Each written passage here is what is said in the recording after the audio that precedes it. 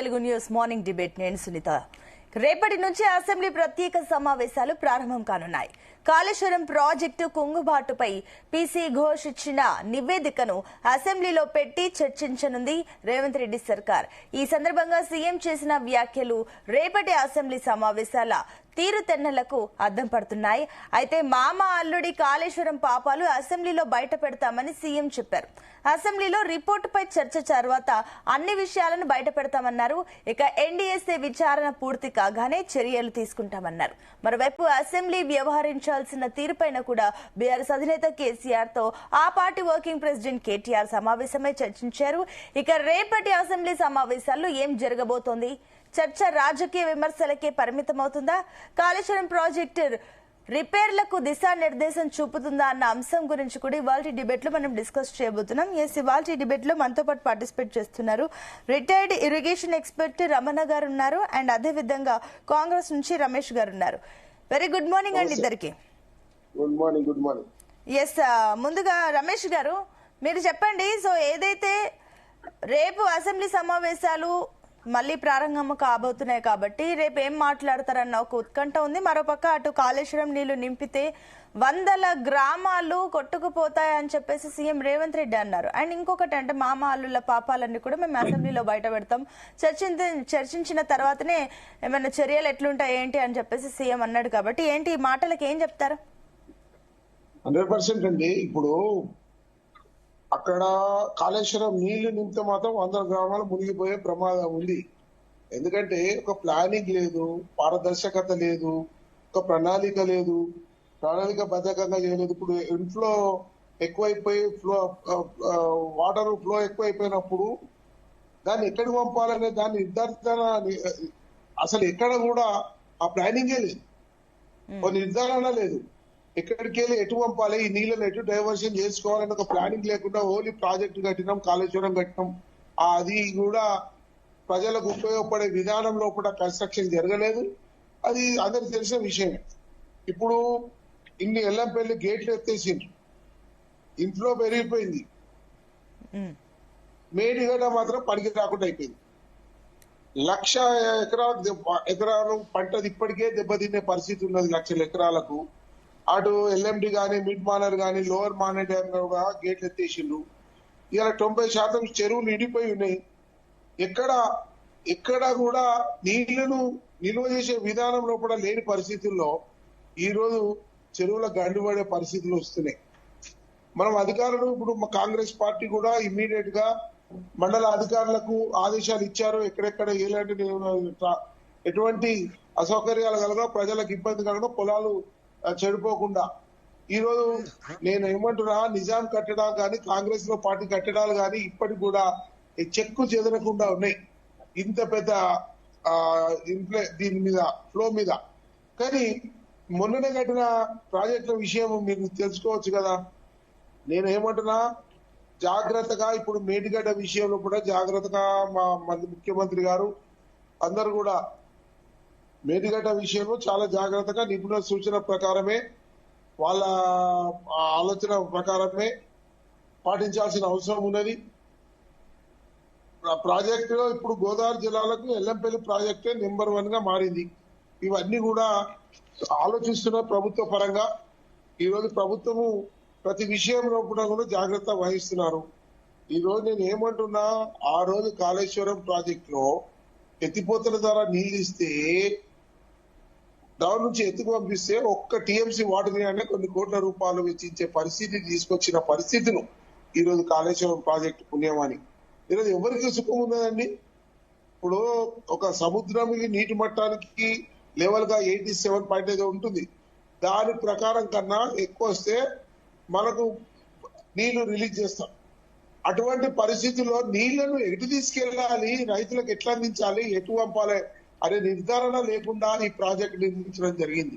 దాని మీద సంపూర్ణమైన అవగాహన లేకుండా ఒక ప్రాజెక్ట్ నిర్మిస్తే దీని పరిణామాలు ఏంటి, దీనికి కావాల్సిన జాగ్రత్తలు ఏంటి, దీన్ని ఏ రకంగా రైతులు ఉపయోగపడుతుంది, మన రాష్ట్రానికి ఎట్లా ఉపయోగపడుతుంది, ఇక అక్కడి నుంచి ఆంధ్రాలకి అన్ని రకాల సదుపాయాలు కల్పించే వాళ్ళు ఏమైనా సముద్రంలో పోయే నీరుని ఆపుకుంటూ ఉంటారు. ఇక్కడ ప్రాజెక్టులే నిర్మించలేదు. పూర్తి స్థాయిలో తెలంగాణలో కాంగ్రెస్ డ్యామ్ లో రాజశేఖర రెడ్డి డ్యామ్ లో అన్ని ప్రాజెక్టులు ప్రారంభోత్సవం జరిగినాయి. కొన్ని చివరి దశలో ఉన్నాయి. 10 కోట్లు వెచ్చిస్తే కంప్లీట్ అయ్యే పరిస్థితిలో దాన్ని ఆపేసి ఈ కాళేశ్వరానికి 10 కోట్ల రూపాయలు, లక్షల కోట్ల రూపాయలు వెచ్చించి కట్టించి అన్నింటినీ కూడా తెలంగాణకు న్యాయం జరగకుండా చూసింది. ఇప్పుడు ఇటువంటి పరిస్థితిని ఎదుర్కోవాలనే సదుద్దేశంతో కదా ఈరోజు మా రాష్ట్రంలో ఒకట ఎవరికి కూడా అన్యాయం జరగద్దు, రైతులకు అన్యాయం జరగద్దు, ఈ నీళ్లను సద్వినియోగం చేసుకోవాలనే సదుద్దేశంతో కాంగ్రెస్ పార్టీ ఉంది. ఈ రోజు తప్పుడు తడకల ప్రాజెక్టులు ఆయన సొంత లాభాల కోసం ఈ రోజు వాళ్ళకేదో సిద్దిపేటకు నీళ్లు తెచ్చి మానే డ్యామ్ ఏది డ్యామ్ ఏదో హైదరాబాద్ లో మూసి మన ఏది ట్యాంక్ బండ్ కట్టుకున్నట్టు కట్టుకోవాలనే ఉద్దేశంతో నీళ్లు తీసుకుపోయి తప్పితే ప్రజలకు ఉపయోగపడాలి. ల్యాండ్ అక్వేషన్ లో కూడా అక్రమాలే, రైతులను కొట్టి చంపి తీసుకున్నారు భూమి కూడా. ఎవరికి ఉపయోగమైంది? అన్యాయంగా ఈ ప్రాజెక్ట్ నిర్మాణం జరిగింది. తప్పనిసరిగా వీళ్ళపై చర్యలు ఉంటాయి. వీళ్ళు ఎవరు తప్పు చేసినా జైలుకు పోడు ఖాయం. వీళ్ళకు ఎట్టి పరిస్థితులు వదిలేదే లేదు. రమేష్ గారు మళ్ళీ వస్తాను. రమణ గారు గుడ్ మార్నింగ్ అండి. ప్రజల డబ్బండి ఎస్ రమణ గారు, సో ఇందాక మరి రమేష్ గారి కమెంట్స్ మీరు అన్ని కూడా విన్నారు. సో కాంగ్రెస్ ప్రభుత్వం ఏ రకంగా ఆలోచిస్తుంది ఈ విషయంలో అనేది, అండ్ మీ ఒపీనియన్ ఏంటి? మీరు ఒక రిటైర్డ్ ఇంజనీర్ కాబట్టి, ఇరిగేషన్ ఇంజనీర్ కాబట్టి మీ ఒపీనియన్ ఏంటి అసలు ఈ కాళేశ్వరం అండ్ ఈ మేడిగడ్డ ప్రాజెక్టుల నిర్మాణం విషయంలో, నాణ్యత విషయంలో మీ ఒపీనియన్ ఏంటి? నిజంగానే ఇప్పుడు రమేష్ గారు చెప్పినట్లుగా ఈ కాళేశ్వరం ప్రాజెక్ట్ నిజంగా దేనికి పనికిరాదా? ఇప్పుడు నా ఒపీనియన్ ఒకటే కాదు, నేను అందరి రిటైర్డ్ ఇంజనీర్ల తరఫున నేను మాట్లాడుతున్నాను. అందరూ మేము కలుసుకున్నప్పుడు కూడా ఇటువంటి విషయాలు వస్తుంటాయి మామూలుగా ఫోన్లలో కూడా. ఒక రకంగా ఇరిగేషన్ అంటే ఇరిటేషన్ అనే రకంగా తయారైంది ఇవాళ. ఇరిగేషన్ అనేది కొత్త ప్రభుత్వం వచ్చి 2 ఏళ్ళు అయినప్పటికీ కూడా కొత్తగా ఒక ఇరిగేషన్ ప్రాజెక్టును ప్రారంభించిన ఇది లేదు. ఎందుకంటే ఒక ప్రాజెక్టు ఫెయిల్ అయింది కాబట్టి, ఆ ప్రాజెక్ట్ ఫెయిల్ అయింది కాబట్టి ఇక కొత్త ప్రాజెక్ట్ ప్రారంభిస్తే ప్రజలు ఊరుకోరుగా. అటువంటి పరిస్థితి ఏర్పడింది ఇవాళ. ఒక జీరో, ఒక వ్యాక్యూమ్ ఏర్పడదు అనమాట ఇరిగేషన్ డిపార్ట్మెంట్ లోపల. ఇప్పుడు ఎంప్లాయీస్ అయితేనేమి, ప్రజెంట్ వర్కింగ్ వాళ్ళు అయితేనేమి, తర్వాత రిటైర్డ్ అయిన వాళ్ళు అయితేనేమి, రైతులు అయితేనేమి, ఇప్పుడు వీళ్ళు ప్రాజెక్టులు కడతామంటే, ఏదైనా ప్రాజెక్టు పథకం ప్రారంభించారంటే గవర్నమెంట్ అప్పుడు జలయజ్ఞం నుంచి 2004 నుంచి కూడా, అంటే కొంచెం కాంగ్రెస్ అంటే ఇప్పుడు ఉన్నటువంటి, ఇప్పుడు అది వైఆర్సీపీ అనుకోండి, అది వైఎస్ఆర్ సంబంధించిన ఇష్యూ అది. అప్పుడు కాంగ్రెస్ అంటే వైఎస్ఆర్ఏ కాంగ్రెస్. అయితే ఆయన ఈ జలయజ్ఞము అనేటువంటిది ఒక దాన్ని టేస్ట్ చూపించాడు అన్నమాట రాజకీయ నాయకులకు, పాలకులకు. ఈ జలయజ్ఞాన్ని ఒక ధనయజ్ఞం లాగా ఎట్లా మనము ఫండ్స్ ని మనము అది చేసుకోవాలి, 1,00,000 కోట్లు, 1,00,00,000 ఎకరాలు 1,00,000 కోట్లు అప్పటి నినాదం. ఇప్పుడు కూడా 1,00,000 కోట్లే. ఇప్పుడు కూడా తెలంగాణ విడిపోయినాక కూడా 1,00,000 కోట్లే. అక్కడ ఆంధ్రాలో కూడా 1,00,000 కోట్లే. ఇప్పుడు బనకచెర్ల అయితేనేమి, ఇంకా ఏవైతేనేమి, ఇప్పుడు ఈ బనకచెర్ల ఇప్పుడు ఏం కొత్తది కాదు. అది 70,000 కోట్లతోని అప్పుడు జగన్మోహన్ రెడ్డి గారి పీరియడ్ లో దాన్ని ప్రపోజల్ పంపించారు, పిఎం ఆఫీసులో దాన్ని రిజెక్ట్ చేశారు. ఇది కూడా మరో కాళేశ్వరం కాబోతుందని చెప్పేసి. సో ప్రాజెక్ట్ అనేది ఒక ఉద్దేశం ఉంటుందండి. ప్రాజెక్ట్ అనేది ఒక స్కోప్ ఉంటుంది ప్రాజెక్ట్ కి. ఆ స్కోపులను మార్చేసి దాని ఇన్వెస్టిగేషన్ అయిన తర్వాత, టెండర్లు ఇచ్చిన తర్వాత, మొబిలైజేషన్ అడ్వాన్స్ ఇచ్చిన తర్వాత, సగం పనులు చేసిన తర్వాత, అంటే మధ్యలో ఆ ప్రాజెక్ట్ ని మధ్యలో అక్కడ చెత్తబుట్లో పడేసేసి దాంట్లో కొన్నిటిని మాత్రమే తీసుకొని, కొన్ని ప్యాకేజీలు మాత్రమే తీసుకొని ఇంకో కొత్త ప్రాజెక్టు రూపొందించి, ఇది మా ప్రభుత్వం యొక్క బ్రాండ్ ఉండాలి అనే పేరుతోని కాళేశ్వరము అనేటువంటి ఒక ప్రాజెక్టుని ప్రారంభించారు. ఇది కేవలము ఈ సోపుట వాటర్, ఇప్పుడు ఏదైతే పవర్ పాయింట్ ప్రజెంటేషన్ లాగా ఈ ఒక పవర్ ని ప్రజెంటేషన్ చేయడం కోసం మాత్రమే సీఎం గారు మనకు ఆ అసెంబ్లీ లోపల ఒక 3 గంటల పాటు 4 గంటల పాటు అప్పుడు అసెంబ్లీలో ఎవరు ఏ సీఎం కూడా నీళ్ల గురించి అంత మనకు సోయి అంటే తీసుకురాలేదు. కానీ ఆయన తీసుకొచ్చే ఉద్దేశంలో చేశాడు. కానీ అన్ని కూడా మనకు అన్ని రాంగ్ ఇంటర్ప్రిటేషన్స్ ఇచ్చి ఆడ వాళ్ళు ఎత్తుకోబోతున్నారు నీళ్లు, వీళ్ళు ఎత్తుకోబోతున్నారు నీళ్ళు అని చెప్పి భయపెట్టిచ్చేసి మన జలయజ్ఞం ప్రాజెక్టులని ఈ యొక్క 1,00,000 కోట్లతోని, అంటే 1,00,000 కోట్లు గవర్నమెంట్ నుంచి తెచ్చుకొని చేసుకుంటే మంచిదే. ఒక రకంగా అది పబ్లిక్ మనీ, అది అది ఒక్కసారికి అది బడ్జెట్ లోకి ఖర్చు పెడతాము, అది వేస్ట్ అవుతుంది, దానివల్ల పెద్ద నష్టం ఉండదు. కానీ ఇక్కడ ఒక స్పెషల్ వెహికల్ ఏర్పాటు చేసి 1,00,000 కోట్లను మనము అప్పులు తీసుకొచ్చి దానికి మళ్ళా వడ్డీల పేరు మీద ఈఎంఐ. ఇప్పుడు మనం ఎట్లయితే ఇండివిజువల్స్ ఈఎంఐ తోని ఇల్లు కొనుక్కుంటున్నారు వాళ్ళకి శక్తి లేకున్నా గానీ, అట్లా ప్రభుత్వాలు కూడా ఈఎంఐలు చేసి ప్రిన్సిపాల్ ను, ఇంట్రెస్ట్ ను నెల నెల మన బడ్జెట్ అంతా కూడా బడ్జెట్ లో మనకు ఒక 25% బడ్జెట్ లోపల 20%, 24% దానికి మనకు దీనికే పోయినట్టయితే మనము ఏదైతే మన సంక్షేమ కార్యక్రమాలు కానీ మన యొక్క జీతాలు కూడా ఇచ్చుకోలేని పరిస్థితి ఇవాళ మనకు ఏర్పడింది. ఈ రకంగా ఇరిగేషన్ లోపల ఏదైనా చెయ్యాలనుకుంటే కూడా చెయ్యలేనటువంటి పరిస్థితి ఏర్పడ్డది. ఇవాళ ఏదైనా ముట్టుకుందామంటే కూడా భయం వేసే పరిస్థితి ఏర్పడ్డది. యాక్చువల్ గా ఇరిగేషన్ ప్రాజెక్ట్స్ అనేటివి కూడా అన్ని ప్రకృతి విరుద్ధమే. ఎందుకంటే మనం నీళ్ళని ఆపుతున్నాము. దీనివల్ల కొన్ని విలేజ్లు సబ్మర్జ్ అయిపోతాయి, కొంతమంది జీవితాలు నాశనం అయిపోతాయి. జీవితాలంటే ఎటువంటి పరిస్థితి ఉంటదంటే ఆ ఊరికి డెవలప్మెంట్ వర్క్స్ ఉండవు. అక్కడ రోడ్డు బాగా లేకున్నా రోడ్డు బాగా చేయరు. ప్రాక్టికల్ నేను చెప్తాను, ఇదే తుమ్మిడిహెట్టి విలేజ్ లోపల కూడా అక్కడ కూడా జరిగింది అదే. తుమ్మిడిహెట్టి లోపల విలేజ్ డెవలప్మెంట్ ఆపేసిండ్రు వాళ్ళు, ఎందుకంటే అక్కడ బ్యారేజ్ వస్తుంది, అగ్రిమెంట్ అయింది కాబట్టి. అయితే బ్యారేజ్ ఇచ్చిన ల్యాండ్ ఎక్విజిషన్ ఇవన్నీ చేయలేదు. పోగా ఆ ఊరికి పిల్లనిచ్చేవాడు కూడా రాలేదు. పిల్లని చేసుకునేవాడు కూడా పిల్లని చేసుకోలేదు. అటువంటి పెళ్లిలు ఆగిపోయినాయి. వాళ్ళకి ఇండ్లు కట్టలేదు. వాళ్ళ దవాఖానా గానీ, స్కూల్ గానీ, రోడ్డు గానీ రిపేర్లు లేవు, డెవలప్మెంట్ ఖర్చులు లేవు, డెవలప్మెంట్ చేసే ప్రశ్న లేదు, ఎందుకంటే ఆ ఊరు లేసిపోతుంది కాబట్టి. ఇటువంటి తుమ్మిడిహెట్టి లాంటి విలేజ్లు చాలా ఉన్నాయి. మల్లన్న సాగర్ లో అయితే వాళ్ళు దాదాపు 2 ఏళ్ళు అనుకుంటా, వాళ్ళు మొత్తము మేము ఇవ్వము అని చెప్పేసి వాళ్ళు స్ట్రైక్ చేశారు. ఒక ఆయన ఊరేసుకొని చచ్చిపోయాడు పాపం ఒక ఆయన అక్కడ.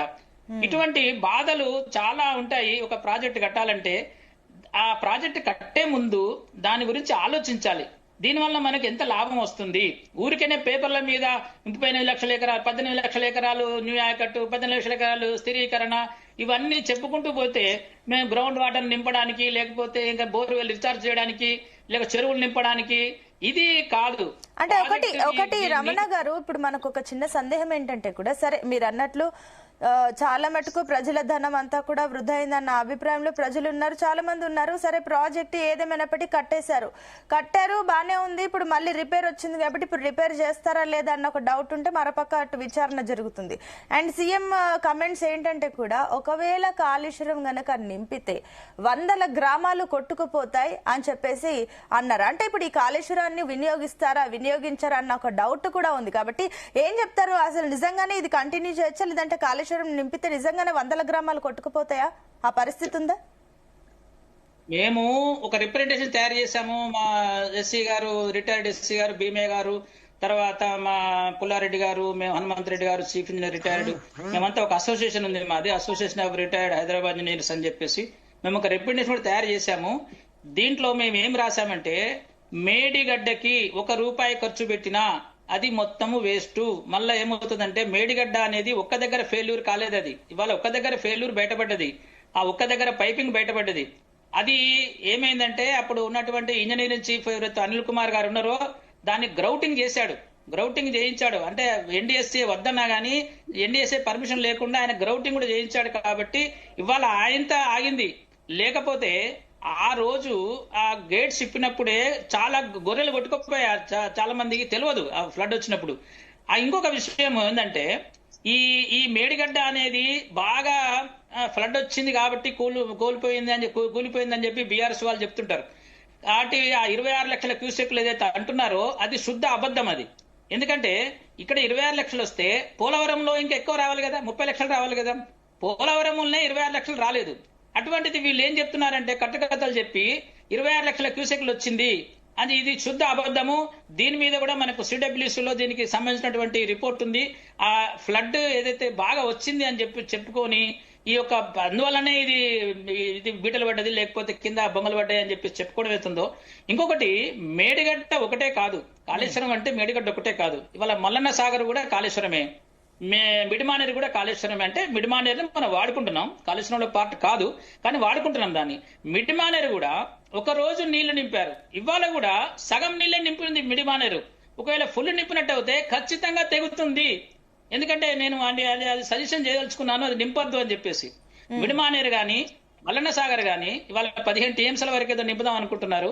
50 టీఎంసీలు మల్లన్న సాగర్ నింపాలి. ఒకవేళ 50 నింపినట్టయితే మనం చూసాం కొండపోచమ్మలో మనము నింపినప్పుడు సగం నింపితేనే మొత్తము జాలువారి మొత్తం లీకేజ్ అయ్యి మొత్తం రోడ్లన్నీ కూడా వెట్టింగ్ డ్యాంప్నెస్ వచ్చేసి మొత్తం రోడ్లు అదే ఒకవేళ ఫుల్ నింపినట్టు అవుతాయి కొండపోచమ్మ నింపినా గానీ ఎర్రబెల్లి ఫామ్ హౌస్ కూడా ఉండదు. కేసీఆర్ ఫామ్ హౌస్ ను ముంచాలంటే ఖచ్చితంగా కొండపోచమ్మ నింపాలి. నింపినట్టు అయితే ఎఫెక్ట్ అది ఫస్ట్ కొండపోచమ్మ మనకు ఒకసారి జరిగింది. మనకు వెంకటాపూర్ అనే విలేజ్ ని ముంచేసింది కొండపోచమ్మ నీళ్లు. ఆ కాలువ తెగి ఆ రాత్రి అర్ధరాత్రి పాపం మంచాల మీద పడుకున్న వాళ్ళ ఇళ్ళ వాళ్ళ దగ్గర నీళ్లు పోయినాయి. అట్లనే ఈ కొండపోచమ్మ ఫస్ట్ నింపాలండి. నేను ఒకటే చెప్తున్నా, కొండపోచమ్మ నింపినట్టు అయితే కాళేశ్వరం యొక్క అక్యురసీ, కాళేశ్వరం ఎఫిషియన్సీ బయటపడుతుంది. మొత్తం నింపాలి, ఫుల్ నింపాలి. కొండపోచమ్మను నింపితే ఖచ్చితంగా కేసీఆర్ ఫామ్ హౌస్ ఖచ్చితంగా మునిగిపోతుంది. ఇది సీఎం గారు చేయాలి. చేస్తే మేడిగడ్డ కాదు, ఇప్పుడు మేడిగడ్డ అనేది కాళేశ్వరం కాదు కాబట్టి, కాళేశ్వరం కాదు కాబట్టి కొండపోచమ్మ కూడా కాళేశ్వరమే. కాబట్టి కొండపోచమ్మను నింపుదాము. నింపిన తర్వాత నింపడానికి ఛాన్స్ లేదు ఇప్పుడు, ఎందుకంటే వర్షాలు అయిపోయినాయి, వరదలు అయిపోయినాయి. ఇప్పుడు నింపడానికి కూడా ఛాన్స్ లేదు. నింపడానికి కూడా ఒక టీఎంసీ నింపాలంటే 30 కోట్ల ఖర్చు అవుతుందండి. కొండపోచమ్మ ప్రాజెక్ట్ నింపాలంటే ఆ రిజర్వాయర్ అంటే రిజర్వాయర్ కాదు, అది రిజర్వాయర్ అంటే మన చిన్న చిన్న తొట్లు ఉంటాయి కదా, చిన్న ఇది పెద్ద తొట్టి అన్నమాట. 15 టీఎంసీల తొట్లు కట్టారు వీళ్ళు, 50 టీఎంసీల తొట్లు కట్టారు. వాన నీళ్లు ఒక్క బొట్టు కూడా వాన నీళ్లు దానిలో సేవ్ కావు. ఈ ప్రాజెక్టులో ఈ వీళ్ళు చేసిన స్టోరేజ్లలో ఇవన్నీ కూడా బోగస్ స్టోరేజ్లు. ఈ స్టోరేజ్లు నింపాలంటే 30 కోట్లు ఖర్చు పెడితే ఒక టీఎంసీ నిండుతుంది కొండపోచమ్మ. అది కూడా 30 కోట్లు ఓన్లీ మెయింటెనెన్స్ ఖర్చులే. మళ్ళీ ఈఎంఐ ఇవన్నీ లెక్కేసుకుంటే దాని ఖర్చు చాలా పెరుగుతుంది. 30 కోట్లు డబల్ అయిపోతుంది. అది ఒక టీఎంసీ నీళ్లను మనం ఏం చేయాలి, 30 కోట్లు రావాలంటే ఒక చిన్న బాటిల్ కంపెనీ పెట్టుకొని నీళ్లు మన కెళ్ళే వాటర్ సప్లై కదా మన గవర్నమెంట్ నడుపుతుంది కదా, బీర్ కంపెనీలు ఇప్పుడు బ్రీవరీస్ నడుపుతుంది కదా, అట్లా కూడా అట్లా చేస్తే గానీ 30 కోట్లు రావు.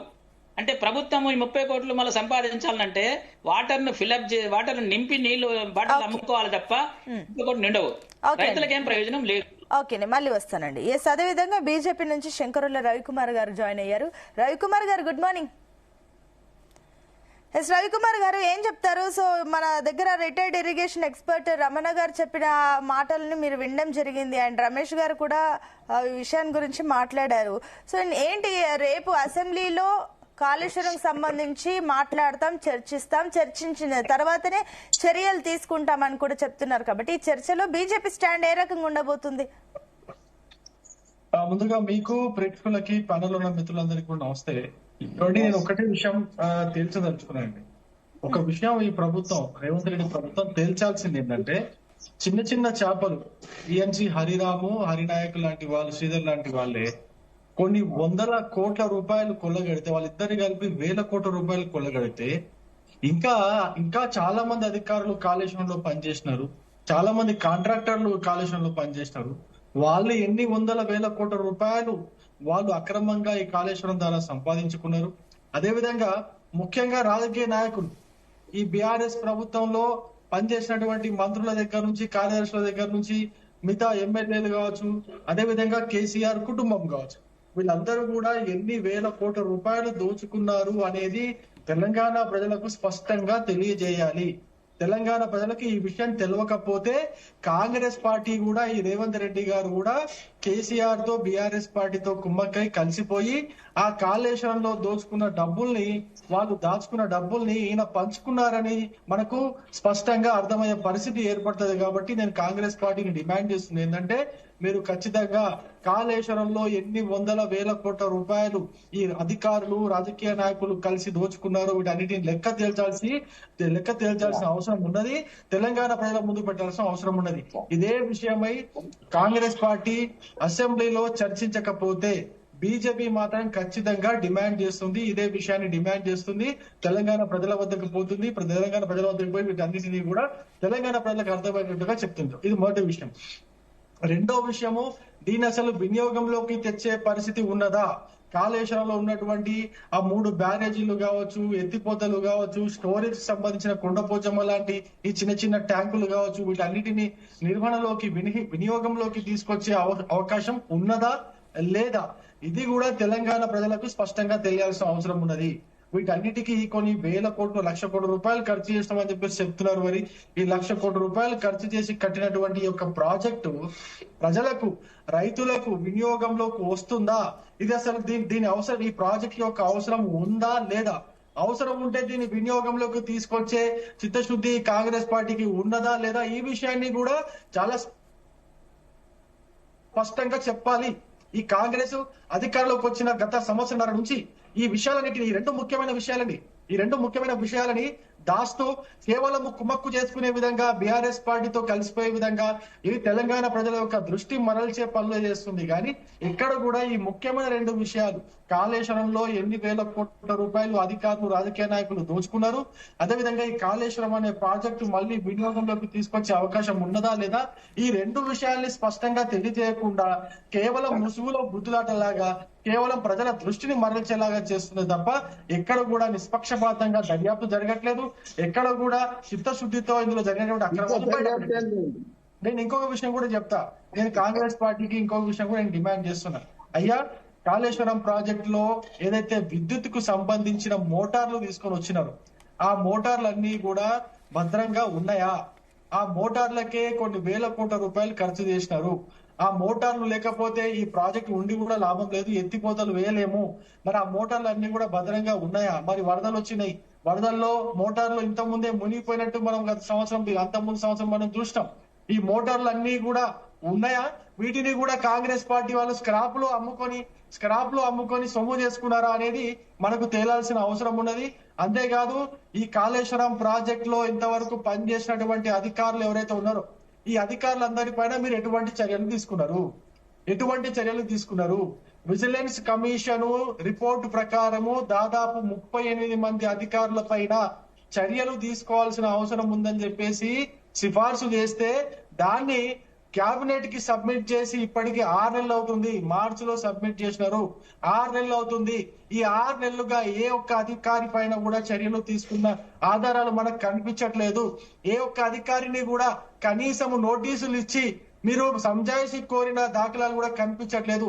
ఇంకా పైపెచ్చు ఏం జరిగిందంటే, కొంతమంది అధికారులకు మీరు ప్రమోషన్లు ఇచ్చినట్టుగా తెలుస్తున్నది. ఆ ప్రమోషన్లు ఇవ్వడంలో ఆంతర్యం ఏమిటి? విజిలెన్స్ కమిషన్ రిపోర్టు ఏ అధికారుల పైన చర్యలు తీసుకోవాలని చెప్పిందో ఆ అధికారులకు మీరు ప్రమోషన్లు ఏ విధంగా ఇస్తారు? ఈ విషయం కూడా తెలంగాణ ప్రజలకు తెలియాల్సిన అవసరం ఉన్నది. స్పష్టంగా తెలంగాణ ప్రజలకు అర్థమవుతుంది ఏంటంటే, ఈ బీఆర్ఎస్ పార్టీ కాంగ్రెస్ పార్టీ రెండు కూడా కలిసిపోయి కాళేశ్వరంలో బీఆర్ఎస్ అయితే దోచుకున్నదో ఆ డబ్బులన్నీ కూడా కాంగ్రెస్ పార్టీ నాయకులు ఇప్పుడు పంచుకుంటున్నారు అనేది చాలా స్పష్టంగా అర్థమవుతుంది. ఈ విషయాలన్నీ కూడా ఇప్పుడు జరగబోయే అసెంబ్లీలో మనకు బట్టబయలు అవ్వాల్సిన అవసరం ఉన్నది. బీజేపీ పార్టీ మాత్రం వీటన్నిటిపైన ఖచ్చితంగా ఈ ప్రభుత్వాన్ని బీఆర్ఎస్ పార్టీని డిమాండ్ చేస్తుంది. ఓకే అండి, ఎస్ రమణ గారు, మీకు సబ్మిషన్ ఉందన్నారుగా, చెప్పండి.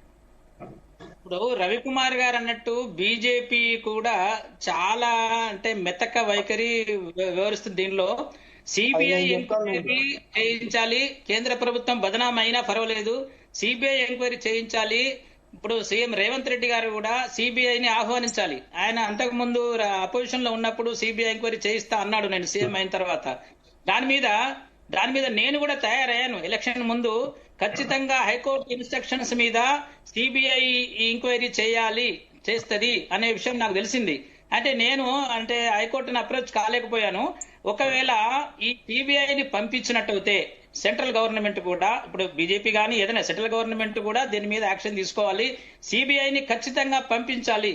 రేపు జరిగే అసెంబ్లీలో కూడా సీఎం గారు ఈ ఘోష్ కమిషన్ అనేది ఓన్లీ మేడిగడ్డ, అన్నారం, సుందీల వీటి మీదనే కమిషన్ గాని మొత్తం కాళేశ్వరం మీద కమిషన్ కాదు ఇది. కాబట్టి కాళేశ్వరం మొత్తం మీద సిబిఐతోని ఎంక్వైరీ చేయించాలి అనే డిమాండ్ రేవంత్ రెడ్డి పెట్టాలి. పెట్టినట్టయితే ఖచ్చితంగా దీంట్లో ఎవరెవరు దీంట్లో బాధ్యులు ఉన్నారు అందరు కూడా, ఇంక్లూడింగ్ ఈటల రాజేందర్ కూడా, ఎందుకంటే ఫైనాన్స్ మినిస్టర్ గా ఆయనకు బాధ్యత ఉంటుంది. ఆయనకు కూడా నేను తప్పించుకోవడానికి లేదు ఎవరు కూడా. ఇప్పుడు చేపలు కాదండి, ఈ ముగ్గురు చేపలు కాదు, ఇవన్నీ తిమింగలాలు. ఇప్పుడు ఏసీబీ భాషలో వాళ్ళు చేపలు అంటారు తప్పితే మిగతా చేపలు చాలా ఉన్నాయి. పాపం ఏసీబీలో పట్టుబడ్డ చేపలు చాలా ఉన్నాయి. ఆ చేపలు కాదు ఇవి తిమింగలాలు. ఈ తిమింగలాలు మూడు తిమింగలాలని ఏసీబీ పట్టుకున్నదంటే అది గ్రేట్. అది దానికి కారణం కూడా ఏంటంటే ఎవరో ఒకరు ఏసీబీకి కాంప్లైంట్ చేస్తానో ఏదో చేస్తేనే అది జరిగింది. అది ఏసీబీ ఓన్ గా చేసింది కాదు. అది ఏసీబీ తను స్వయంగా, ఇప్పుడు ఎవరైతే విజిలెన్స్ కేసులు ఉన్నారో వాళ్ళందరినీ కూడా ఏసీబీ కేసులు చేయాలి, వాళ్ళ ప్రాపర్టీస్ అన్ని కూడా సీజ్ చేసుకోవాలి. అప్పుడు దీని యొక్క గ్రావిటీ పెరుగుతుంది. సిబిఐ ఎంక్వైరీ ఖచ్చితంగా జరగాలి. ఈడీ కూడా ఎంటర్ కావాలి, సిట్ కూడా ఎంటర్ కావాలి. ఓన్లీ గోస్ట్ కమిషన్ విచారణ దాని యొక్క స్కోప్ చాలా తక్కువ, దాని టీఓఆర్ తక్కువ, ఓన్లీ మేడిగడ్డ, అన్నారము, సునీలనే. కాబట్టి దీన్ని ఈ గోస్ట్ కమిటీ రిపోర్ట్ ను మనము లిమిటెడ్ గా తీసుకోవచ్చు.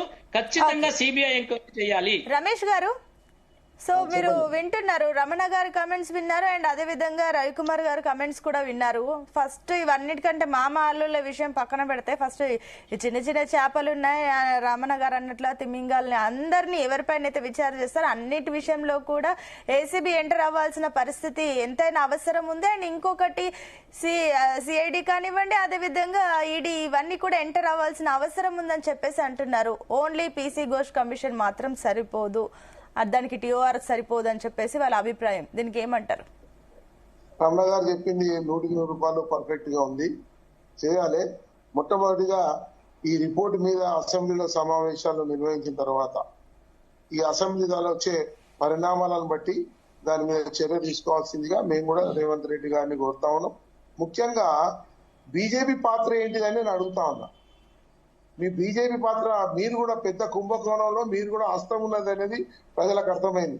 కోట్ల రూపాయలు మీకు కూడా ఇచ్చారు, అందుకే నోరు మెదపకుండా కేవలం టీవీలలో మీలాంటి వాళ్ళు మాట్లాడుతున్నారు తప్పితే పెద్దవాళ్ళు ఎవరు దీని గురించి, మోడీ గారు కానీ పెద్ద మనుషులు ఎవరు దీని మీద చర్య తీసుకోవాలి. అంటే ఇప్పుడు మీరు ఏమంటున్నారు రమేష్ గారు, కోట్లలో ఇప్పుడు బీజేపీ పాత్ర ఉంది కాబట్టి సిబిఐని ఎంటర్ మీరు రిక్వెస్ట్ గానీ ఇవన్నీ చేయట్లేరు, అందుకే మీకు పీసీ ఘోష్ కమిషన్ మాత్రమే నమ్ముకుందా కాంగ్రెస్ గవర్నమెంట్?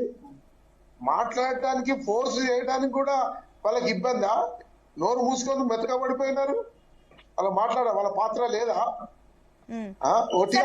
సరే, వాళ్ళ మాట వరకు పక్కన పెడితే మీరేంటి ఓన్లీ పీసీ ఘోష్ కమిషన్ పైనే ఆధారపడి ఉందా కాంగ్రెస్ గవర్నమెంట్? నేను మాట్లాడక రవిభాయ్, నేను అనేది ఏంటంటే బీజేపీ పాత్ర సెంట్రల్ గవర్నమెంట్ లో ఉంది. మీ పాత్ర ఏంటిది అసలు? మీరు ఏమన్నా ఒక్క మాట కూడా మాట్లాడుతున్నారా? మోడీ గారు మాట్లాడిండ్రా? రవికుమార్ గారు, షా గారు మాట్లాడి, ఎవరైనా పెద్ద మనుషులు? కిషన్ రెడ్డి నోరు మూసుకొని కూర్చున్నాడు, బండి సంజయ్ కూడా నోరు మూసుకొని కూర్చున్నాడు. ఇవాళ మేము అనేది ఏంటంటే మేము ఎంక్వైరీ పెట్టించాము, రిపోర్ట్ తీసుకున్నాం. మీరు పెట్టించిరా ఎంక్వైరీ? మీరు పెట్టించిరా రిపోర్ట్ తీసుకున్నారు? ఒక నిమిషం అండి రమేష్ గారు, ఈ పాయింట్ క్లారిటీ తీసుకుందాం. ఒక్క నిమిషం. రవికుమార్ గారు ఏం చెప్తారు? ఇప్పటి వరకు ఎందుకు సైలెంట్ గా ఉన్నారనే కమెంట్లకి ఏం చెప్తారు? ఎప్పుడు కూడా సైలెంట్ గా లేము. రమేష్ గారికి ఒక క్లారిటీ ఇవ్వదలుచుకున్నారు.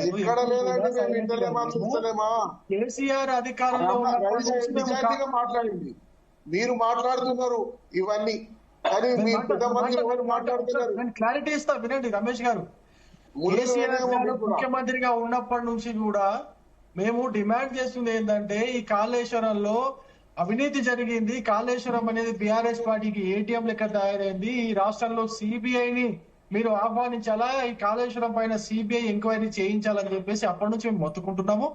అప్పట్లో రేవంత్ రెడ్డి గారు ఏం చెప్పారంటే, ఈ యొక్క కాళేశ్వరంలో జరిగినటువంటి అవినీతిని సిబిఐ ద్వారా ఎంక్వైరీ చేయిస్తామా, వినండి, సిబిఐ ద్వారా ఎంక్వైరీ చేయిస్తామని చెప్పేసి రేవంత్ రెడ్డి గారు అన్నారు. రేవంత్ రెడ్డి గారు అన్న మాటను మర్చిపోయి ఇప్పుడు సిబిఐ ఎంక్వైరీ వేయకుండా, సిబిఐని రాష్ట్రంలో రానివ్వకుండా, సిబిఐకి కాన్సెంట్ ఇవ్వకుండా కూర్చున్నారు. ఇప్పుడు ఒక్క మాట మీ రేవంత్ రెడ్డి గారితో సిబిఐ కాన్సెంట్ ఇప్పించండి, రాష్ట్రంలో సిబిఐ ఎంటర్ అవుతుంది. కాళేశ్వరంతో పాటు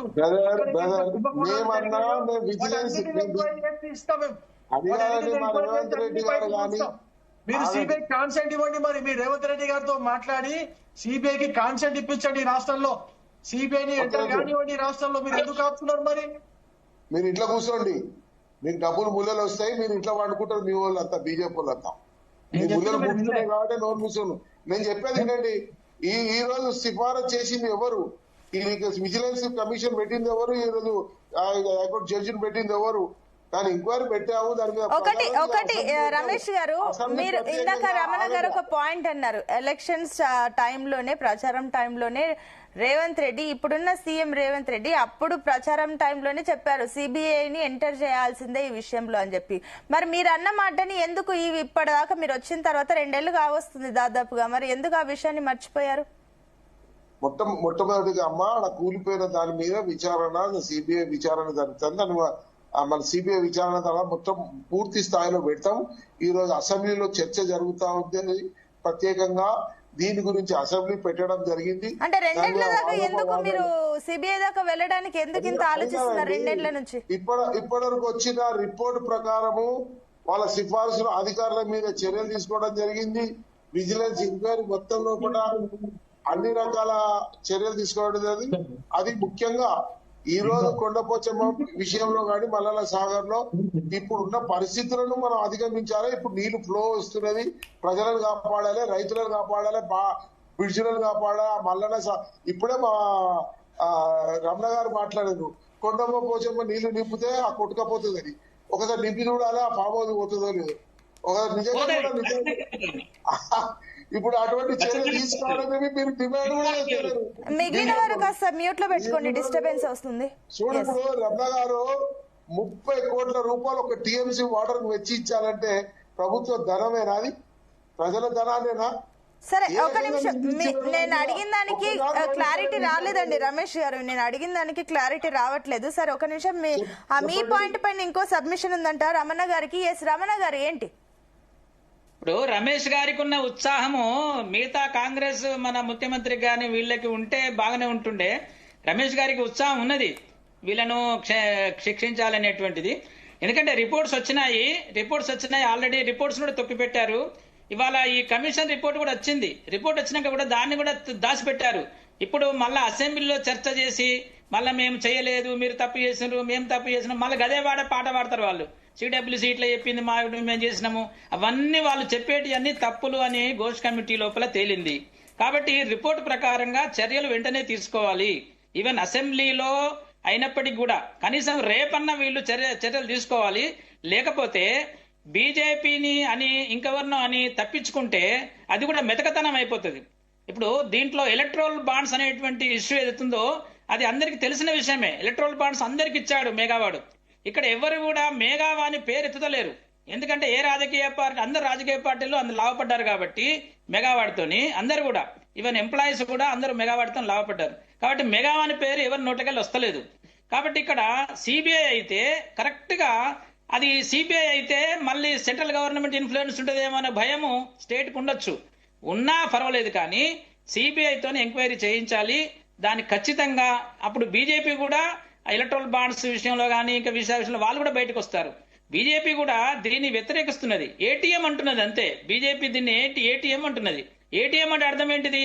మనకు డబ్బులు అవసరం ఉంటే మనకు పాస్వర్డ్ తెలిస్తే ఏటీఎంలోకి వెళ్ళి డబ్బులు తీసుకుంటాము. అది మన డబ్బులు పెట్టారా వేరే వాళ్ళు పెట్టారా అనేది కాదు. ఇది అన్ని రాజకీయ పార్టీలకు ఏటీఎం అయిపోయింది. ఇది పాస్వర్డ్ తెలిసిన వాళ్ళు డబ్బులు తీసుకొచ్చుకుంటున్నారు, ఎంప్లాయీస్ కూడా. అంటే మెగావానికి సరెండర్ అయిన వాళ్ళందరూ కూడా నెలకు 4 లక్షల జీతం 3 లక్షల జీతం తీసుకుంటున్నారు. వాళ్ళు మెగాకి పనిచేసిన వాళ్ళందరూ కూడా, వాళ్ళు మాత్రమే గవర్నమెంట్ లో పనిచేస్తున్నారు, వాళ్ళే పనిచేస్తారు, మిగతా వాళ్ళకి పని ఇవ్వరు కాళేశ్వరం లోపల కూడా. అది జరిగింది. యాక్చువల్ గా దీనికి అంతటికి కూడా ఒక దీనికి అసలు మూలం చెప్తాను. అసలు ఈ మూలం ఏంటిదంటే, జలయజ్ఞం లోపల ఈ తెలంగాణకి మాకు నీళ్లు కావాలి అంటే మాకు నీళ్లు సరిపోతలేవు. ఎస్ఆర్ఎస్పి గోదావరి నీళ్లు సరిపోతలేవు. మానేరులో నీళ్లు చాలా తక్కువ ఈల్డ్ ఉంది. తర్వాత మంజీరాలో కూడా నీళ్లు మాకు సరిపోతలేవు. కాబట్టి తుమ్మిడిహట్టి అంటే ప్రాణహిత నుంచి మాకు నీళ్లు ఎత్తిపోయాలే అని అప్పుడు ఇన్స్టిట్యూట్ ఆఫ్ ఇంజనీర్స్ నుంచి ఒక టీం పోయిందన్నమాట.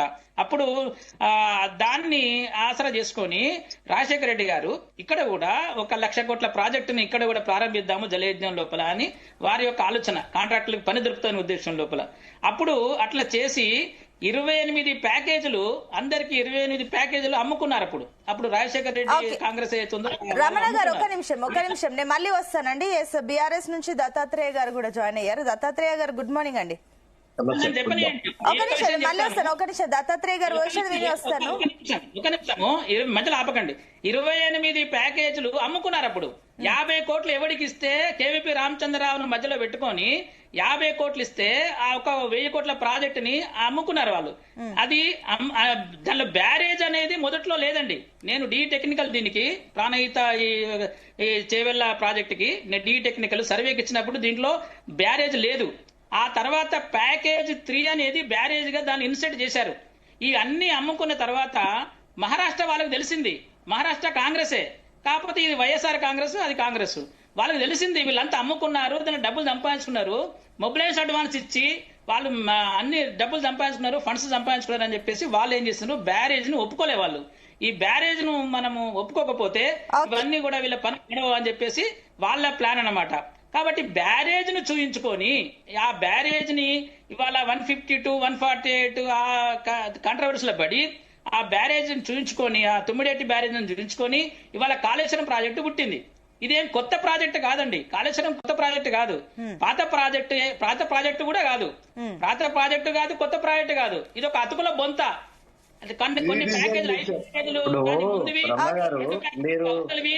7 ప్యాకేజీలు మొత్తం తీసి పడేసి మొత్తం ఆ 21 ప్యాకేజీలను మాత్రమే కాళేశ్వరంలో పెట్టుకొని ఎల్లంపల్లిని కూడా కాళేశ్వరంలో కలుపుతున్నారు. ఎందుకంటే నేను డిపార్ట్మెంట్ లో ఉన్నాను కాబట్టి ఈ విషయాలు నాకు అవగాహన ఉంది. ఎల్లంపల్లి నీళ్లను కూడా కాళేశ్వరం నీళ్ళనే చెప్పుకుంటున్నారు వాళ్ళు. కాళేశ్వరం ఇప్పుడు ఆ నీళ్ళు ఇచ్చినవి కూడా, ఇవన్నీ కూడా ఇదంతా ఒక బ్రహ్మ పదార్థం లాగా. డిపిఆర్ అనేది ఒక బ్రహ్మ పదార్థం. డిపిఆర్ లో ఉన్న ఏవి కూడా కరెక్ట్ కావండి. ఓకే అండి, ఒక నిమిషం క్లారిటీ తీసుకుందాం బీఆర్ఎస్ నుంచి మీ మాటలకి. దత్తాత్రేయ గారు, సో ఏం చెప్తారు? అండ్ ఇంకొకటి, రేపు జరిగే అసెంబ్లీ సమావేశాల్లో ప్రత్యేకించి కాళేశ్వరం గురించి చర్చించిన తర్వాత చర్యలు తీసుకుంటాం, మామ అల్లుల కాళేశ్వర పాపాలు అసెంబ్లీ వేదికగా అందరికి బయట పెడతామని చెప్పేసి సీఎం రేవంత్ రెడ్డి అంటున్నారు. అండ్ ఇంకొకటి, ఒకవేళ కాళేశ్వరం ప్రాజెక్ట్ నింపితే 100 గ్రామాలు కొట్టుకుపోతాయని చెప్పేసి అన్నారు. మామూలు కామెంట్ కాదు కాబట్టి ఏం చెప్తారు దీనికి? గుడ్ మార్నింగ్ అండి మీకు, జీనియస్ ప్రేక్షకులకు. కొంత ప్యానెల్ ఉన్న వాళ్ళు మాట్లాడిన తర్వాత మ్యూట్ లో పెట్టుకోమని చెప్పండి, వేరే సౌండ్స్ వినిపిస్తా ఉన్నాయి, రిక్వెస్ట్ చేస్తా ఉన్నాము. కాళేశ్వరం ప్రాజెక్టు పైన తెలంగాణ రాష్ట్రంలో కాంగ్రెస్ పార్టీ అధికారంలోకి రావడం కోసం అదొక, ఇంతకుముందు రమణ సార్ చెప్పినట్టుగా అదొక బ్రహ్మ పదార్థంగా ఉపయోగపడ్డది కాంగ్రెస్ పార్టీకి. ఎందుకు చెప్తా ఉన్నామంటే, తెలంగాణ ప్రజల అవసరాలు తీర్చడం కోసం మనం తెలంగాణ రాష్ట్రంలో ఒక భారీ నీటిపారుదల శాఖకు సంబంధించిన ఒక ప్రాజెక్టు నిర్మాణం చేసుకోవాలా. ఇప్పుడు కూడా మనము మన చుట్టూ గోదావరి, కృష్ణా నదులు ఉన్నప్పుడు కూడా మనం నిర్మించుకోలేకపోయినాం అనేటువంటి ఆలోచనతోటి మనం కాళేశ్వరం ప్రాజెక్టు నిర్మించుకున్నాం. అది అతుకుల బొంత కాదు. ఇంతకు ముందు రమణ సార్ చెప్పినట్టుగా అది 7 లైన్స్ ఏదైతే ప్యాకేజెస్ ఉన్నాయో ఆ 7 లైన్లలో 6 అలాగే కొనసాగించామండి. కేవలం 1 ఏదైతే తుమ్మిడియేటి వద్ద కట్టాల్సిన దాన్ని మనం ఎక్కడికి తీసుకెళ్లామంటే మేడిగడ్డ వద్దకు తీసుకెళ్లాం. ఎందుకు తీసుకెళ్లామంటే స్టోరేజ్ కెపాసిటీ కావచ్చు, నీటి లభ్యత విషయంలో కావచ్చు, విశాలమైనటువంటి ప్రాంతం విషయంలో కావచ్చు, హైట్ విషయంలో 9 వద్ద కడితే 152 మీటర్ల హైట్ కట్టుకోవాలంటే మహారాష్ట్ర ప్రభుత్వం ఒప్పుకోలేదు. కాబట్టి మనం 148 మీటర్స్ కి హైట్ తగ్గించుకొని మేడిగడ్డ వద్ద కట్టుకోవాల్సి వచ్చింది. దీనివల్ల 2 బెనిఫిట్స్ జరిగినాయి. ఒకటి ఏమైందంటే, ప్రాణహిత నదితో పాటు మనం గోదావరి నదిని రెండింటిని అనుసంధానం చేసుకుని నిర్మాణం చేసుకున్నాం.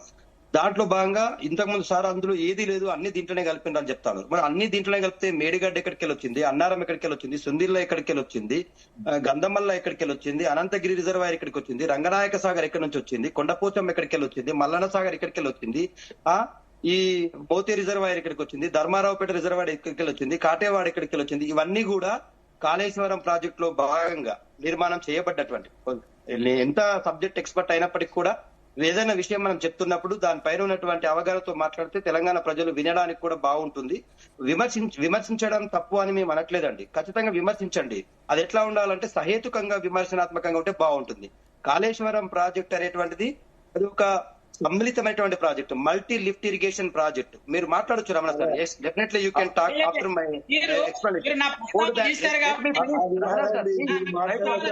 ఒక నిమిషం రమేష్ గారు, ఒక నిమిషం నేనేమో రమణ సార్ అడుగుతా ఉన్నాను, ఆయన బీఆర్ఎస్ ప్రతినిధిగా మాట్లాడుతా ఉన్నారా, కాంగ్రెస్ పార్టీ ప్రతినిధిగా మాట్లాడుతున్నారా, ఒక సబ్జెక్ట్ ఎక్స్పర్ట్ గా మాట్లాడుతా ఉన్నాడా? సబ్జెక్ట్ ఎక్స్పర్ట్ గా మాట్లాడితే మిగతా పార్టీల నాయకులు మాట్లాడిన ఎక్స్ప్లెనేషన్ విన్న తర్వాత ఆయనకి మన ఆబ్జెక్షన్స్. ఒక నిమిషం దత్తాత్రేయ గారు, ఒక నిమిషం, ఆయన ఏదో క్లారిటీ ఇస్తారంటే ఒక నిమిషం. రమణ గారు పేరు ప్రస్తావించారు కాబట్టి నేను మాట్లాడుతున్నాను.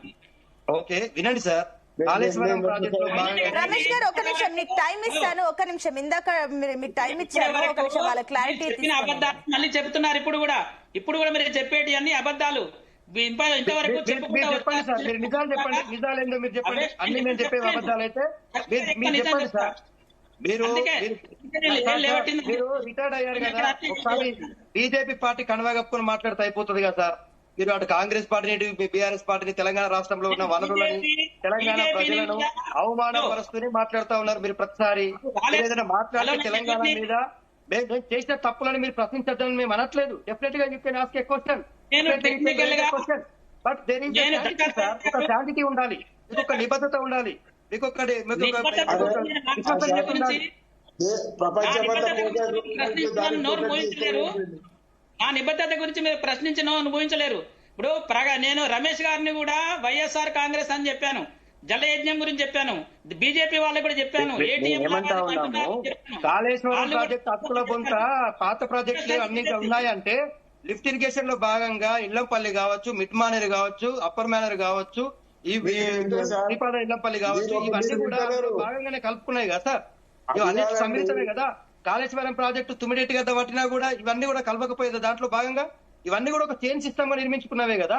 కానీ కేసీఆర్ గారి ఆలోచన ఇంజనీర్స్ సహకారం లేకుండా కేసీఆర్ గారు ఒక్కరే నిర్ణయాలు తీసుకోరు. ఒకటి. రెండోది, ఇవాళ మీరు అన్నారు చాలా వ్యాలిడ్ పాయింట్ చెప్పారు, నేను అప్రిషియేట్ చేస్తా ఉన్నాను. ఏదైతే నిర్మాణ సంస్థలు బాధ్యతాయుతంగా వ్యవహరించలేదు, ఇవాళ మేము నిర్మించినప్పుడు ఏదైతే ఎల్ఎన్టీ ఉందో మేఘా కృష్ణారెడ్డి గారు ఉన్నారో, ఇవాళ రేవంత్ రెడ్డి గారు ముఖ్యమంత్రి అయిన తర్వాత ఆయన సొంత నియోజకవర్గంలో కొడంగల్లో కడుతున్నటువంటి కొడంగల్ లిఫ్ట్ ఇరిగేషన్ ప్రాజెక్టుకు కూడా అదే సంస్థ బాధ్యతాయుతంగా వ్యవహరిస్తా ఉంది. మరి సంస్థల పైన నిర్ణయాలు తీసుకునేటప్పుడు పాలించే పాలకులు సీతకను చూపిస్తా ఉన్నారు, పాలించిన పాలకుడి పైన అవమానాలు, అవహేళనలు, అపరాధాలు మోపేటువంటి ప్రయత్నం చేస్తా ఉన్నారు అనేది మా బాధ. కాళేశ్వరం ప్రాజెక్టు మీకు తెలుసు, 3 బ్యారేజ్లు, 15 రిజర్వాయర్లు, 19 సబ్ స్టేషన్లు, 21 పంప్ హౌజులు, 203 కిలోమీటర్ల సొరంగాలు, 1531 కిలోమీటర్ల గ్రావిటీ కెనాల్స్, 98 కిలోమీటర్ల ప్రెజర్ మెయింటెనెన్స్, 141 టీఎంసీ. మీరు ఆగండి సార్, మీరేంటి రన్నింగ్ కామెంట్ ఏంది నాకు అర్థం కాదు. మీ సబ్జెక్ట్ వచ్చినప్పుడు, మీ పాయింట్ వచ్చినప్పుడు, మీరు డిస్కషన్ వచ్చినప్పుడు you can talk sir, there is a chance మీకు ఇస్తారు. ఇప్పటి వరకు మీరే మాట్లాడినారు. ఒక వ్యక్తి మాట్లాడినప్పుడు తెలిసిన విషయాన్ని, తెలియని విషయాన్ని జోడించి మాట్లాడకూడదు. మీకు తెలిసింది ఉంటే ఏదైనా చెప్పండి, డెఫినెట్ గా వినడానికి మేము సిద్ధంగా ఉన్నాం.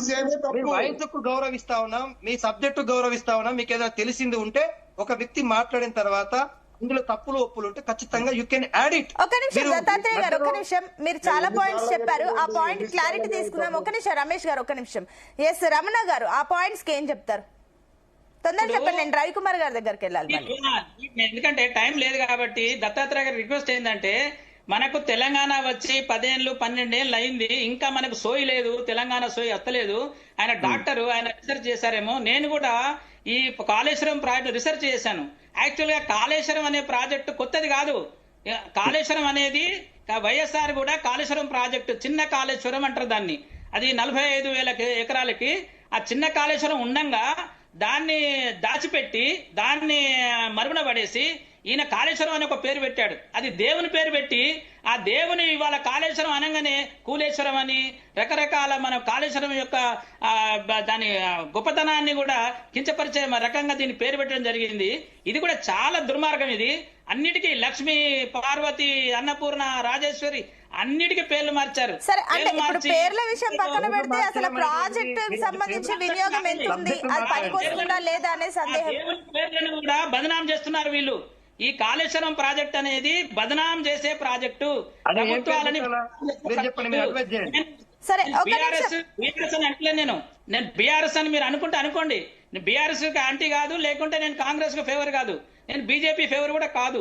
I'm a engineer, I'm the technical for this project. నేను టెండర్ ఇచ్చింది నేనే. అప్పుడు డి టెక్నికల్ ప్రాణహిత. నా బాధ ఏంటంటే 160 టీఎంసీల నీళ్లను మనం ఎత్తిపోయాలి. 12 ఏళ్ళు అయింది, మనం ఎత్తిపోయలేకపోయినాము.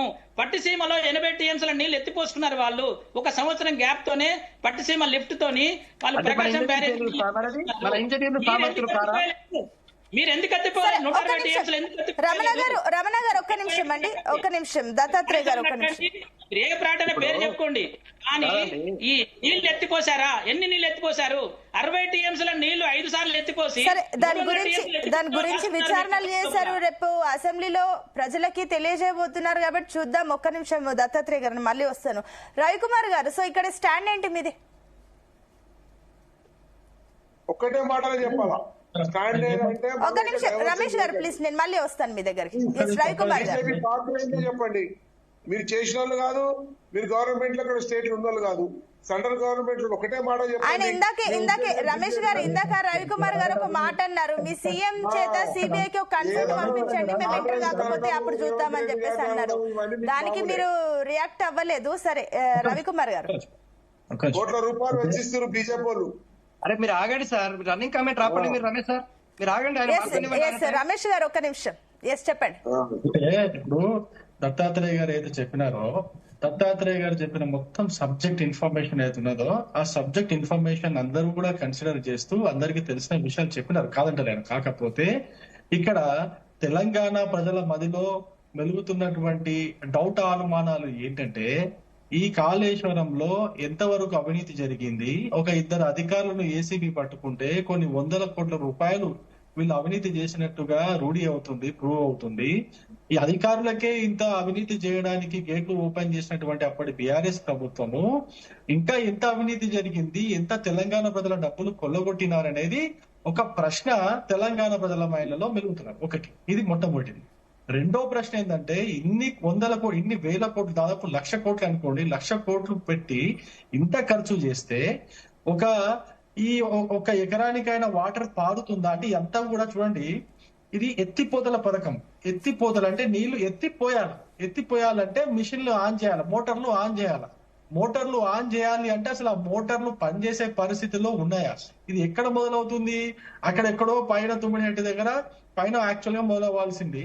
అక్కడ నుంచి నీళ్లు గోదావరి కింద ఉన్నటువంటి గోదావరిలోకి వెళ్ళి మోటార్లు ఆన్ చేసి నీళ్లు ఎత్తి అక్కడ పైన పోస్తే అక్కడ నుంచి ఇప్పుడు దత్తాత్రేయ గారు చెప్పిన అన్ని ఛానల్స్ కావచ్చు, ఆ డిస్ట్రిబ్యూషన్ ఛానల్స్ కావచ్చు, సొరంగాలు కావచ్చు, బ్యారేజీలు కావచ్చు, వీటన్నిటిలో నీళ్లు వస్తాయి. ఇది కాన్సెప్ట్ పెట్టుకున్నది. మధ్యలో ఎక్కడి నుంచి అయినా ఎత్తిపోస్తారా? మధ్యలో ఎక్కడి నుంచి అయినా వాటర్ సోర్స్ ఉన్నదా? మధ్యలో ఏమో నదులు పోతున్నాయా? లేదు. గోదావరి నది ఎక్కడెత్తున్నదో అక్కడ నుంచి ఎత్తిపోయాలి. అక్కడ నుంచి ఎత్తిపోసుకుంటే అసలు మిషన్లు ఆన్ అవుతున్నాయా, మోటార్లు ఆన్ అవుతున్నాయా, నీళ్ళు ఏమైనా ఎత్తిపోస్తున్నారా, ఇది ఏమైనా ఉపయోగంలో ఉన్నదా అనేది రెండో మౌఖికమైన ప్రశ్న తెలంగాణ ప్రజల మైండ్లలో ఉన్నది. ఇది రెండోది. మూడో విషయం ఏంటంటే, ఇప్పుడు కాంగ్రెస్ పార్టీకి నేను అడుగుతున్నా, ఈ యొక్క ఏసీబీ విచారణ జరిపిన తర్వాత ఈ యొక్క విజిలెన్స్ కమిషన్ రిపోర్ట్ ఒకటి ఇచ్చింది. విజిలెన్స్ కమిషన్ కూడా చేస్తారు మళ్ళీ. విజిలెన్స్ కమిషన్ రిపోర్టు ప్రకారము ఒక 38 మంది అధికారుల పైన చర్యలు తీసుకోవాలని చెప్పేసి విజిలెన్స్ కమిషన్ రిపోర్టు మార్చిలో ఇస్తే, దాన్ని ఇప్పటి వరకు కూడా ఆ 38 మంది అధికారులను సస్పెండ్ చేయాల్సిందో లేకపోతే సంజాయిషి కోరాల్సిందో పోయి కొంతమంది అధికారులకు ప్రమోషన్లు ఇచ్చినారు. ప్రమోషన్లు ఇవ్వడం ద్వారా ఈ యొక్క కాంగ్రెస్ ప్రభుత్వం యొక్క ఉద్దేశం ఏంటనేది తెలంగాణ ప్రజల మైండ్ లో మళ్ళీ, అరే బీఆర్ఎస్ కాంగ్రెస్ రెండు కలిసిపోయి వీళ్ళిద్దరూ కూడా కుమ్మక్కైపోయి వాళ్ళు దోచుకున్న డబ్బుల్ని వీళ్ళు పంచుకుంటున్నారేమో అని ఒక డౌట్ వస్తున్నది. ఇది మూడోది. నాలుగో విషయం ఏంటంటే, నిజంగా కాంగ్రెస్ పార్టీకి చిత్తశుద్ధి ఉంటే రేవంత్ రెడ్డి గారు ఎలక్షన్ టైంలో ఏదైతే హామీ ఇచ్చినారో కాళేశ్వరం పైన సిబిఐ విచారణ జరిపిస్తాము అని చెప్పేసి హామీ ఇచ్చిన ప్రకారము ఈ రాష్ట్రంలో సిబిఐకి కన్సెంట్ ఇవ్వండి. సిబిఐ ఎంటర్ అవుతుంది. సిబిఐ ఎంటర్ అయిన తర్వాత ఇందులో అసలు ఎంతవరకు అవినీతి జరిగింది, ఎన్ని వందల వేల కోట్ల రూపాయల డబ్బులు చేతులు మారినాయి, వాటన్నిటిపైన విచారణ చేస్తుంది. తద్వారా తెలంగాణ ప్రజలకు ఒక క్లారిటీ వస్తుంది. నిజంగానే మన తెలంగాణ ప్రజలు కష్టంతో కట్టినటువంటి పన్నుల ద్వారా వచ్చినటువంటి డబ్బులు వీళ్ళు ఎంతవరకు దోచుకొని ఎన్కేసుకొని కూర్చున్నారని తెలుస్తుంది అనేది మేము బీజేపీ పార్టీగా మేము ఎప్పటి నుంచో డిమాండ్ చేస్తున్నాం. రేవంత్ రెడ్డి గారేమో రవీంద్ర చెప్పిన సబ్మిషన్, ఇప్పుడు ఏదైతే కాళేశ్వరం ప్రాజెక్టు డిపిఆర్ లో పొందుపరిచినటువంటి సాంక్షన్డ్ బడ్జెట్ 80,190 కోట్లు. దానికి పూర్తి స్థాయిలో ప్రాజెక్టు నిర్మాణం పూర్తయి ఇనాగ్రేషన్ చేసే నాటికి 94,000 కోట్లతో పూర్తయినట్టుగా మేము శ్వేతపత్రం విడుదల చేసినాం. రాష్ట్ర ప్రభుత్వం దగ్గర కూడా డాక్యుమెంట్స్ ఉన్నాయి. డైరెక్టర్ గా ఉన్నటువంటి రాజీవ్ కుమార్ గారు కూడా చాలా స్పష్టంగా మేము ఇచ్చినటువంటి డిపిఆర్ డాక్యుమెంట్స్ విడుదల చేసారు. ఒకటి, 1,00,000 కోట్లలోపు పూర్తయిన ప్రాజెక్టు పైన లక్షల అవినీతి జరిగింది అనేటువంటి ఈ కాంగ్రెస్ పార్టీ వాళ్ళు కానీ మిగతా బీజేపీ పార్టీ నాయకులు చేసిన గ్లోబల్ ప్రచారానికి రేపు అసెంబ్లీలో జరగబోయే చర్చలో మేము సమాధానం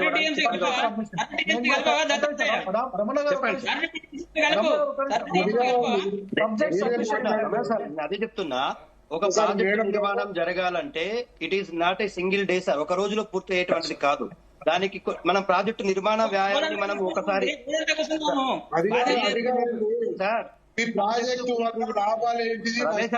ఒక నిమిషమే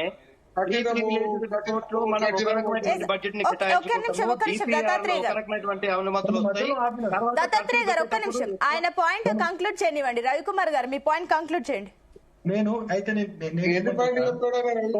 ఒక నిమిషం అండి రమేష్ గారు, ఫైనల్ గా నేను మీ దగ్గరికి వస్తాను, అన్నిటికీ మీరే జవాబు చెప్పాలి కాబట్టి. ఎస్ రవికుమార్ గారు మీరు కంక్లూడ్ చేయండి. 97,000 కోట్ల రూపాయలు ఇప్పటి వరకు ఖర్చు అయిన మాట వాస్తవమే. కానీ దత్తాత్రేయ గారు ఇంత పెద్దగా చెప్పినారు, ఎక్కడెక్కడ ఏ ప్రాజెక్టు కడుతున్నాము, కింద మల్లన్న సాగర్ దాకా ఏదైతే చెప్పినారో వాటి అన్నిటిని పూర్తి చేయాలంటే ఇంకొక 47,000 కోట్ల రూపాయలు ఖర్చు అవుతుంది అనేది అంచనా. అది మీరిచ్చిన అంచనానే, అది ఎవరో చెప్పింది కాదు.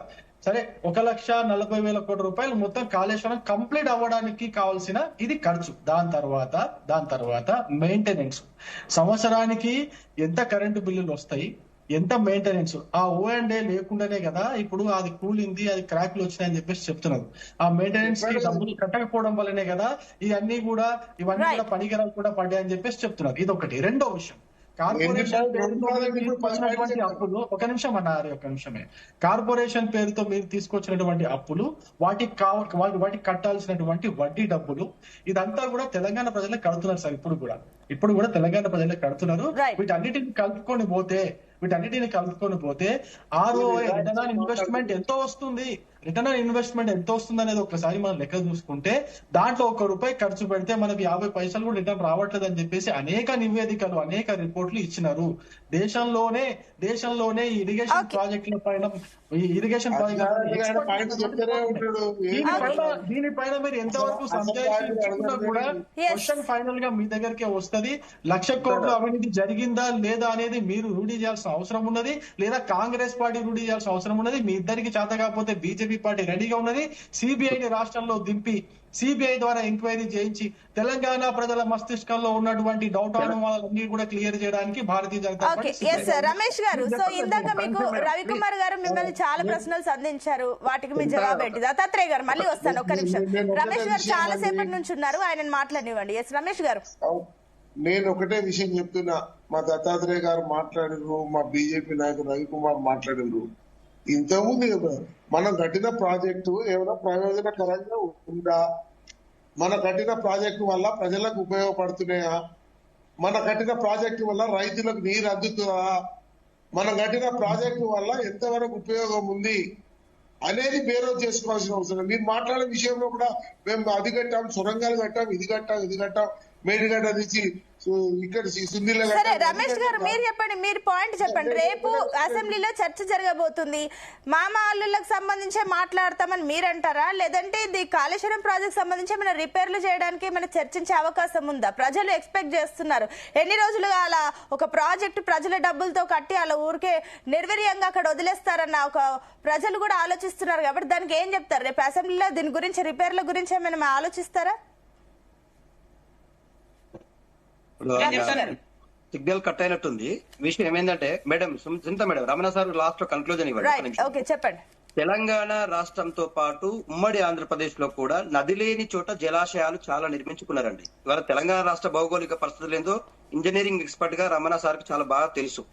కండలేరు రిజర్వాయర్ మనకు తెలుసు కదా సార్, మనకు ఆంధ్రప్రదేశ్ లో, ఉమ్మడి ఆంధ్రప్రదేశ్ లో వాళ్ళు నిర్మించుకున్నారు, గోరక్కలు నిర్మించుకున్నారు, వెలుగొండ నిర్మించుకున్నారు, వెలుగోడు నిర్మించుకున్నారు, బ్రహ్మంగారి మఠం దగ్గర కూడా నిర్మించుకున్నారు. నెక్స్ట్ నిర్మించుకోబోయేది బొల్లంపల్లి వద్ద నిర్మించుకోబోతున్నటువంటి మన ప్రాజెక్టు గురించి కూడా మనకు తెలుసు. నేను చెప్పేది ఏంటంటే తెలంగాణ రాష్ట్ర భౌగోళిక పరిస్థితులు అనుకూలంగా లేని చోట మనం నిర్మించుకుంటే మీరు అందరూ కూడా ప్రశ్నించి ప్రభుత్వాన్ని, నిర్మించిన ప్రభుత్వం పైన మచ్చ వేసేటువంటి ప్రయత్నం చేస్తా ఉన్నారు.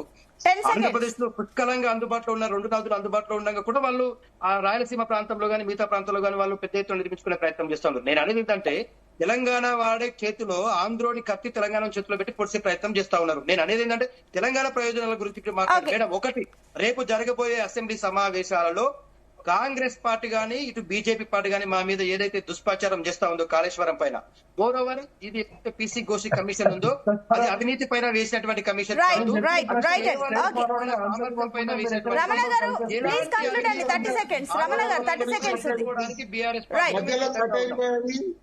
ఒక నిమిషం నన్ను మాట్లాడియండి రవికుమార్ గారు, ఒక నిమిషం. రమణ గారు మీకు 10 సెకండ్స్ ఉందండి. ఓకే, నేను ఒకటే చెప్పాలనుకుంటున్నాను. నీళ్లను ఏ గవర్నమెంట్ అయినా, ఆ పాత గవర్నమెంట్ అయినా కొత్త గవర్నమెంట్ అయినా నీళ్లను ఎత్తిపోయాలి. ఎత్తిపోయకుండా ఇవన్నీ కథలు కాకమ్మ కబుర్లు చెప్తే నడవదు, ప్రజలు వినరు. నేను ఇంజనీర్లు మేము వినము. ఈ ఎత్తిపోయాలి. 160 టీఎంసీలు ఎత్తిపోస్తారా, దాని సగం ఎత్తిపోస్తారా? ఇవాళ ఎల్లంపల్లి నుంచే ఎత్తిపోస్తున్నాం మనం నీళ్ళని. ఈ 9 నుంచి ఎత్తిపోయాలి, ప్రాణహిత నీళ్ళని ఎత్తిపోయాలి, గోదావరి నీళ్ళు ఎత్తిపోయడం కాదు, ప్రాణహితను ఎత్తిపోయడానికి ఈ ప్రాజెక్టు. కాబట్టి దానికి గవర్నమెంట్ టెక్నికల్ గా కొంతమందిని అపాయింట్ చేసి నీళ్ళని ఎట్లా ఎత్తిపోయాలనే విషయాన్ని రేపు అసెంబ్లీ లోపల ఒక కమిటీని ఫామ్ చేయాలని నా కోరిక. రైట్ అండి. ఎస్ రమేష్ గారు, మీ ఫైనల్ కామెంట్స్ 10 సెకండ్స్ ఉందండి. నేను ఒక్కసారి మాట్లాడాలి మేడం. చెప్పండి, 10 సెకండ్స్ ఉంది, మీకే టైం ఇచ్చాను, మాట్లాడండి 10 సెకండ్స్. నేను ఒకటే విషయం, బీజేపీ పాత్ర ఈ రోజు డబ్బులు గడిస్తుంది తప్పితే దాని మీద వాళ్ళకి దృష్టి లేదు, ప్రజలకు అన్యాయం జరుగుతున్న దాని మీద దృష్టి లేదు. వాళ్ళ ఎన్నికలు గెలవడానికి కోసం మాత్రం ప్రయత్నిస్తున్నారు. దమ్ముంటే ఈ రోజు అసెంబ్లీలో మాట్లాడమనండి, అసెంబ్లీలో వాళ్ళ పాత్ర ఏందో చూపెట్టమనండి. ఈ రోజు జరిగిన ఎంక్వైరీ మీద రిపోర్ట్ తెలిస్తే అది కీలకంగా కేవలం బీఆర్ఎస్ కాదు, కాంగ్రెస్ కూడా ఎంత మేర చిత్తశుద్ధితో వ్యవహరిస్తుంది ఈ విషయంలో అనేది కూడా అసెంబ్లీలో చర్చల్లో ప్రజలు కూడా చూస్తారు, మేము కూడా చూస్తాం. రైట్, థ్యాంక్ యూ అండి. డిబేట్ లో పార్టిసిపేట్ చేసిన అందరికి కూడా థ్యాంక్ యూ సో మచ్ అండి. ఇవి ఇప్పటివరకు updates. To keep watching Zee Telugu news.